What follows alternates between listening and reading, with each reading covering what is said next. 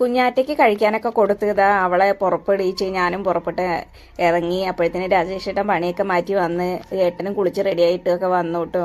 നമ്മുടെ കാവിലെ മൂന്നാമത്തെ വിളക്കാണ്. അപ്പോൾ ഒന്ന് മൂന്നാമത്തെ വിളക്ക് കാണാൻ വേണ്ടിയിട്ട് ഇതപ്പോൾ ഒന്ന് പ്രോഗ്രാമൊക്കെ ഉണ്ടായിരുന്നു കേട്ടോ. പ്രോഗ്രാം ഇല്ലേ എന്നൊക്കെ പറഞ്ഞപ്പോൾ ഞങ്ങൾ കുറച്ച് വൈകിട്ടല്ലേ വരുള്ളൂ. അപ്പോൾ അവൾക്ക് കുറച്ച് നേരം വൈകിട്ട് കഴിക്കാൻ കൊടുക്കാമെന്നൊക്കെ പറഞ്ഞിട്ട് അങ്ങനെ കുറച്ച് വൈകിയതാണ്. അപ്പോൾ അങ്ങനെ ഇതാ ഞങ്ങൾ കാവിലൊക്കെ എത്തി, തൊഴുതു. അപ്പോൾ എല്ലാം കഴിഞ്ഞ് അതാ വിളക്ക് കഴിഞ്ഞു, ഇനി തൊഴാൻ നിൽക്കുകയാണ്.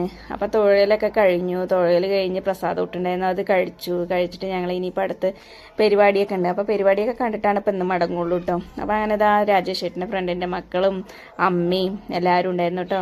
അപ്പോൾ അവരോട് കുട്ടികളെല്ലാവരും കൂടി ഒരുമിച്ച് കളിച്ചുകൊണ്ടിരിക്കുകയാണ്. അപ്പോൾ അവരോട് ഇങ്ങനെ ധ്വനി ബേബി നല്ല ഡാൻസൊക്കെ ആയിരുന്നു പാട്ട് കേട്ടപ്പോൾ കേട്ടോ. പിന്നെ അതിന് ശേഷം ഞങ്ങളിതാ നമ്മുടെ നാട്ടുകൂട്ടത്തിൻ്റെ കലാപരിപാടികളൊക്കെ ഉണ്ടായിരുന്നു. അപ്പോൾ അവരുടെ ഗാനങ്ങളൊക്കെ ഉണ്ടായിരുന്നു കേട്ടോ. അപ്പോൾ അതൊക്കെ കേട്ട് ഞങ്ങൾ കുറച്ച് നേരം അങ്ങനെ ഇരുന്നു. നല്ല തണുപ്പുണ്ടായിരുന്നു കേട്ടോ. തണുപ്പ് മാത്രമല്ല, മൂക്കൊന്നും തലയിലൊന്നും ഇല്ലാതെയല്ലേ വന്നിരിക്കുന്നത്. തൊപ്പിയൊന്നും ഇടാനായിക്കില്ല അവള്.